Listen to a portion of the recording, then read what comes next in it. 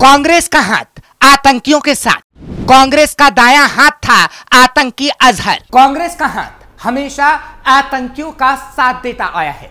जैश ए मोहम्मद का प्रमुख मौलाना मसूद अजहर कभी कांग्रेस सरकार का दायां हाथ हुआ करता था। पीवी नरसिम्हा राव के जमाने में वो कांग्रेस आकाओं के इशारे पर खतरनाक आतंकवादी गतिविधियों को अंजाम देता था। जिसके बाद ये सवाल है कि कांग्रेस में क्या राहुल गांधी के जमाने में भी ऐसा हो रहा है और क्या कांग्रेस वाकई आतंकियों का साथ देती है? आज इसका सबूत हम आपको देंगे और कांग्रेस का वो कच्चा चिट्ठा भी खोलेंगे जिसमें कांग्रेस का हाथ आतंकियों के साथ रहा है। नमस्कार, कैपिटल टीवी देख रहे हैं आप। कैपिटल टीवी के इस खास शो कच्चा चिट्ठा में आपका स्वागत है। मैं हूं आपके साथ हर्ष भारद्वाज। आज एक बार फिर कांग्रेस ने ऑपरेशन सिंदूर पर सवाल उठा दिए, लेकिन कांग्रेस वो दिन भूल गई जब कांग्रेस का हाथ आतंकियों के साथ था और उसके सबूत सामने आए थे। वो सबूत किसने दिया और कैसे कांग्रेस का हाथ आतंकियों के साथ रहा, हम आपको बताएंगे। लेकिन उससे पहले आपको बताते हैं कि ऑपरेशन सिंदूर को लेकर कांग्रेस ने क्या कहा और कांग्रेस के किस नेता ने जहर उगला। दरअसल कांग्रेस ने गुरुवार को प्रधानमंत्री नरेंद्र मोदी के नेतृत्व वाली सरकार पर आरोप लगाया कि सीज फायर के बाद ग्लोबल लेवल पर भारत को झटका लगा है, उसे कमजोर दिखाया गया। कांग्रेस सांसद प्रणीति प्रेस कॉन्फ्रेंस कर कई सवाल दाग रही थी। उन्होंने कहा, मोदी सरकार ने राष्ट्रीय सुरक्षा, कूटनीति और आंतरिक स्थिरता जैसे गंभीर मुद्दों को खोखले प्रचार और फोटो खिंचवाने का माध्यम बना दिया।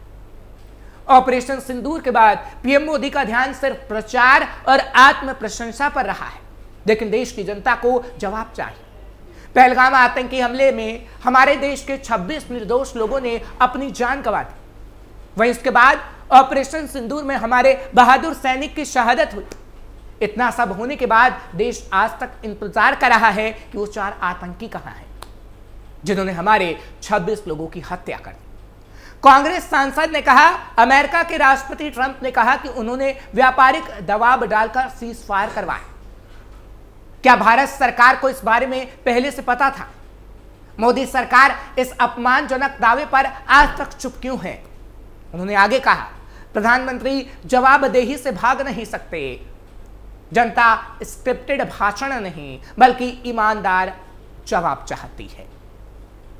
फिलहाल कांग्रेस कई सवाल पूछ रही है और ऑपरेशन सिंदूर के सबूत मांग रही है। ऐसे में या तो कांग्रेस ने डीजीएमओ की प्रेस कॉन्फ्रेंस ध्यान से नहीं देखी या एमईए की पीसी को ध्यान से नहीं सुना, जहां पूरी जानकारी दी गई और सबूत भी दिखाए गए। ऐसे में कई सवाल उठते हैं। क्या कांग्रेस पाकिस्तान की भाषा बोल रही है? क्या कांग्रेस का हाथ आतंकियों के साथ रहा है? क्या पीवी नरसिम्हा राव की राह पर राहुल गांधी चल रहे हैं? क्या आतंकियों का साथ देने की आदत कांग्रेस को पड़ गई है? चलिए अब एक एक करके इन सभी सवालों का जवाब देते हैं और कांग्रेस का कच्चा चिट्ठा खोलते हैं। जैश ए मोहम्मद का प्रमुख मौलाना मसूद अजहर कभी कांग्रेस सरकार का दायां हाथ हुआ करता था। पीवी नरसिम्हा राव के जमाने में वो कांग्रेस आकाओं के इशारे पर खतरनाक आतंकवादी गतिविधियों को अंजाम देता था। ये खुलासा एड्रियन लेवी और कैथी स्कॉट क्लार्क द्वारा लिखित एक पुस्तक के माध्यम से एक समय में किया गया था। पुस्तक में लेखकों ने दावा किया कि जम्मू कश्मीर पुलिस अपराध शाखा के पास मौजूद दस्तावेजों से पता चलता है कि 1995 में जम्मू कश्मीर से जिन 5 विदेशी पर्यटकों का अपहरण किया गया था उसमें तत्कालीन कांग्रेस सरकार का हाथ था। यह सब कुछ राज्य में होने वाले चुनाव के मद्देनजर किया गया था। इसमें यह भी दावा किया गया कि राव सरकार ने आतंकवादी संगठनों के साथ मिलकर राज्य में एक नया माहौल बनाने की कोशिश की थी। अजहर के अति कट्टरपंथी संगठन हरकत उल अंसार के साथ हिजबुल मुजाहिदीन ने गठबंधन बनाकर इस साजिश को अंजाम दिया था। कांग्रेस ने आतंकियों को दिया था इनाम। लेवी और स्कॉट ने अपनी पुस्तक में लिखा था कि आतंकवादियों द्वारा अगवा किए गए पर्यटकों की हत्या उनके द्वारा नहीं की गई थी, बल्कि कांग्रेस सरकार में भारतीय सुरक्षा बल सेना के राष्ट्रीय राइफल के 2 बंदूकधारियों ने उन्हें गोली मारी थी और ऐसा कांग्रेस ने करवाया था।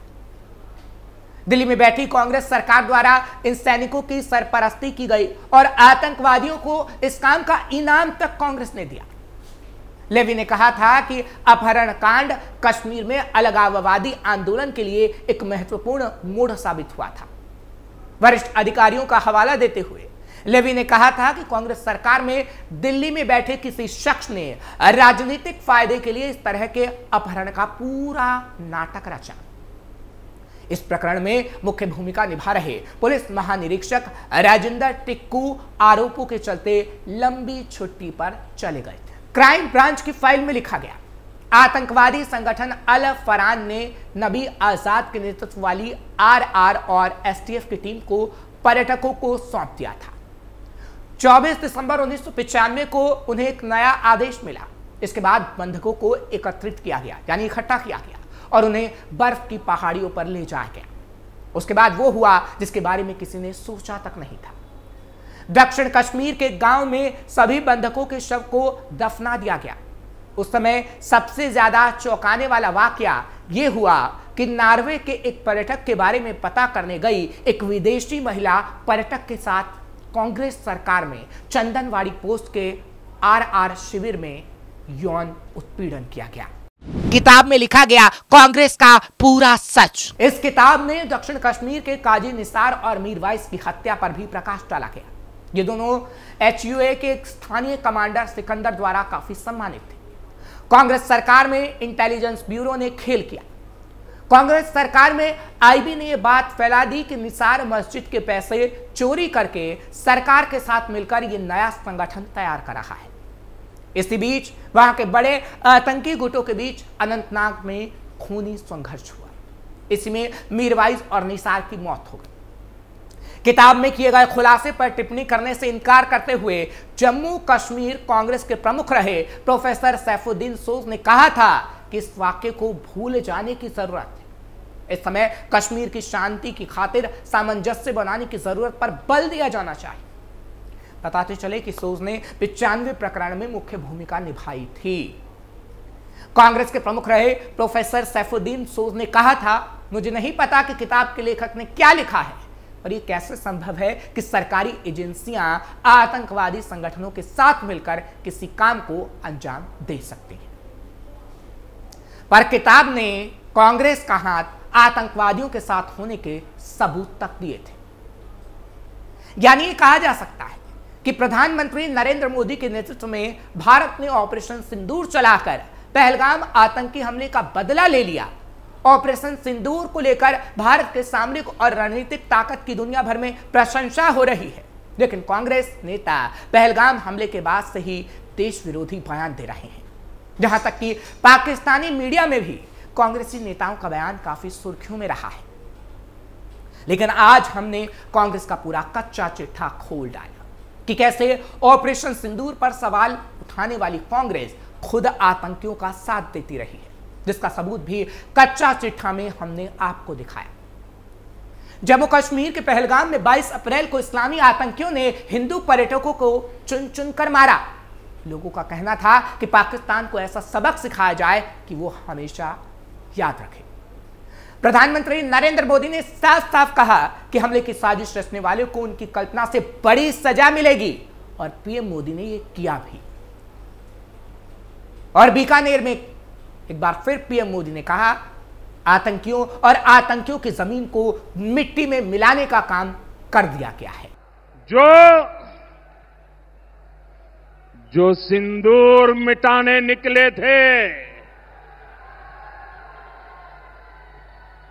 जो सिंदूर मिटाने निकले थे, उन्हें मिट्टी में मिलाया है।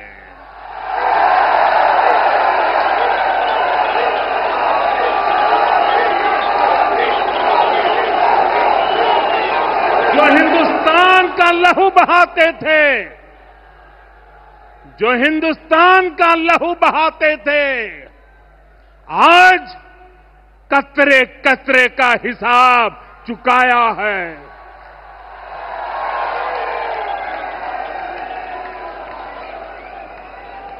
जो सोचते थे भारत चुप रहेगा, आज वो घरों में डूब डूब के पड़े हैं।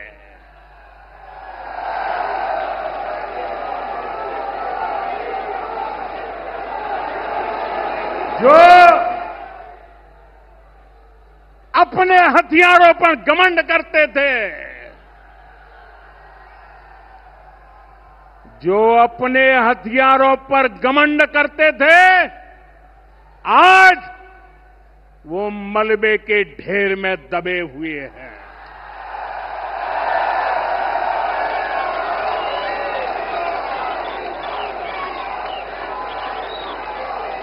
मेरे प्यारे देशवासियों, ये शोध प्रतिशोध का खेल नहीं, ये शोध प्रतिशोध का खेल नहीं, ये न्याय का नया स्वरूप है।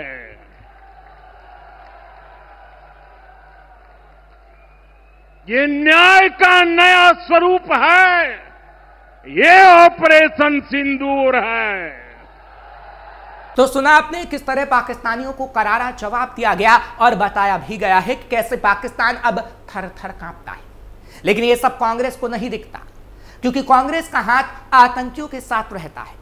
और ये किस आधार पर हम कह रहे हैं, उसका सबूत कच्चा चिट्ठा में हम आपको दे चुके हैं। फिलहाल इस वक्त कांग्रेस के कई बड़े नेता पाकिस्तान के बचाव में जी जान से लगे हुए हैं, पाकिस्तान की भाषा बोल रहे हैं, क्योंकि कांग्रेस की हमेशा से यही आदत रही है और इतिहास के पन्ने इसकी गवाही भी देते हैं।